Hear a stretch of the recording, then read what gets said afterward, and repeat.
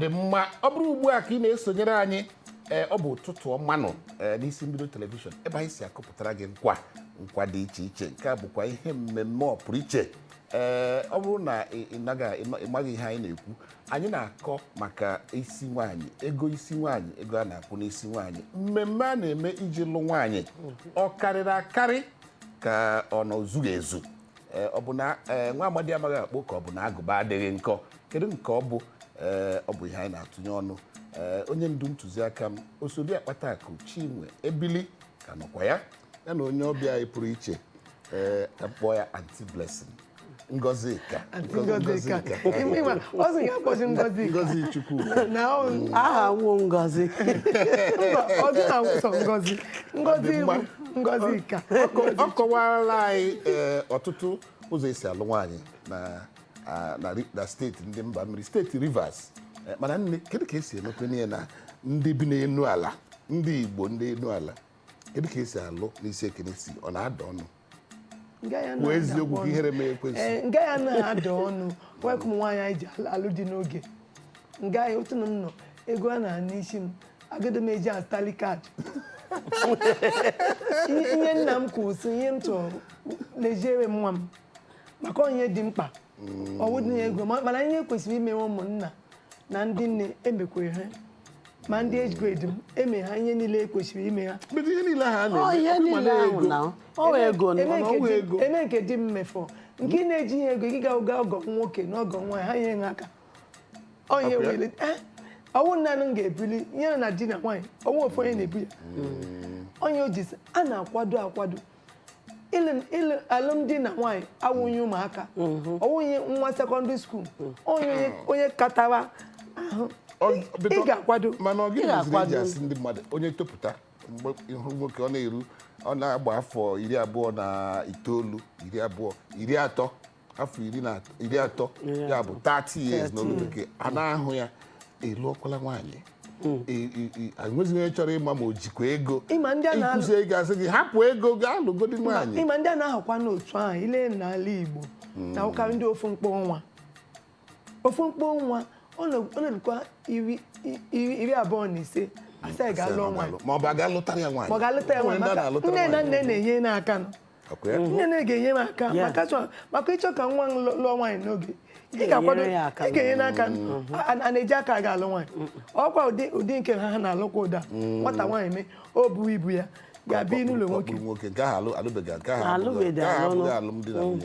mba na ebe na anyị nọ n'ọgba alụmdi ka a na-akpọ ya mgbe ị ga-amaji na ọ tara akpụ nwunye mmetụ nwa nwaanyị gị gaji elejie ya n'ọnwụ ịma na ịma obodo na-alụ nwaanyị n'ọnwụ o nwere ndị na-eme anụ nke ahụ na-asịrị ike because the woman nwụọ ha si ị ga-alụ ya n'ọnwụ ị ga-alụrịrị ya ihe ọ bụla ị kwesịrị ime in fact nke ahụ sef maybe ndị nwe ya ga-eji obi ọkụ obi iwe gwa gị na everything nke ha sọpoziri iwevuru gị ị ga-emerịrị ya because nwa ha nwụọna ụlọ na-emekwe nke a na Rivers ha na-eme ya ụnụ taa ụnụ na-ahụ ndị Igbo ha na-eme ya ọ dị mma nne achọrọ m ka ịtụnye ọnụ ịhụlanụ ka ịma ka esi eme na steeti Rivers nke ndị bi n'elu ala ndị Igbo bi n'elu ala ụfọdụ mgbe a na-asị na ego karịrị akarị achọghị m ịkpọ aha ụfọdụ mba enwere mba dị iche iche bụ na anyị wetara gị edemede list ha ị ga-abụ ọzọ ọ bụrụ na ị nweghị nke a na-akpọ ọbara mgbali elu ị mara na gị na chi gị kwụ kedu ihe ị chere kpatara eji ndị Igbo ji eme ka ọ tatụ akpụ na ya na-alụ nwaanyị ahụ ile anya that traditional right obidoghị today all from the past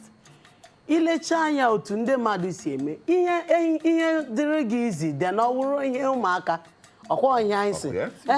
ihe gbara gị izi ma ya na ọ bụ ihe ụmụaka ị gaghị eji kpọrọ ihe but ịtata afụfụ ma na-enweta nwaanyị nweta nwaanyị gị nwunye gị ruo ụlọ you value her yes ị ga-ama na nwunye a just cheta ihe akwụkwọ nsọ si na onye chọtara nwaanyị chọtara ihe ọma ma nwetakwa ihu ọma site n'aka Chineke so ilecha ya like that my own take na ihe bride price ahụ na ha nye gị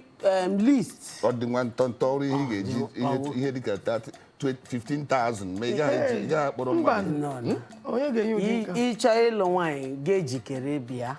ha nye gị list ile anya ọwụ na family ga-emere gị waivers but ọwụcha ịhụọ 20 items na list isi nọọ 5 ka ị chọrọ ime onye ga-emezikwara gị 15 ahụ ị hapụrụ ebe ahụ ị kwesịrị imetụ ya ọwụ the bride price kpọmkwem ihe anyị na-ekwu generally everything jide okwu anyị ma na ịbịa lee na ala ndị Igbo ụmụ agbọghọ na-etolite ọhụrụ eme ndị na-ekwowe maka bride pricing stroke dowry ga-adị ime most cultures ile anya nwaanyị bịa dị ime before marriage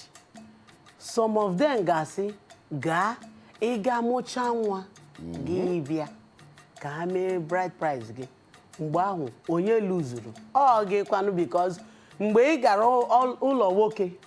ịmụchala nwa gịnị kwanụ the excitement ọ gị ga na-adọgharị nwoke ahụ biko bịa ka ị ga meeting ka anyị metọpụ ya but the best bet advice na-enye ụmụ nwaanyị na buo onwe gị in the right way anything ha si ha mee na list otu aka nwoke ahụ ruru ọ ga-eme but ọ ga-emetụ ihe mana ọwa iwu list enyere gị ị ga-eme ha niile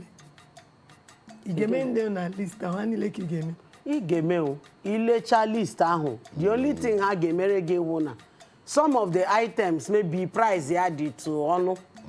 ha ga-ewepụtụrụ gị ya ma ọ bụ nye gị mgbe ị ga-eji okay na be m anaghị alụchakwa nwaanyị alụcha but na be m the things ha ga-eme considerate iwave or maybe certain rights the due for nne gị na nna gị nne gị nwere ike lechaa otu ihe nọ n'ụlọ say okay wepụ nke a hapụ nke a but nke general nke ga-agara ndị community nne na ọha obodo ị ga-eme ya maka na ịma na n'ala Igbo na omenala Igbo na ọdịnala Igbo ọ bụghị naanị otu onye na-amụ nwa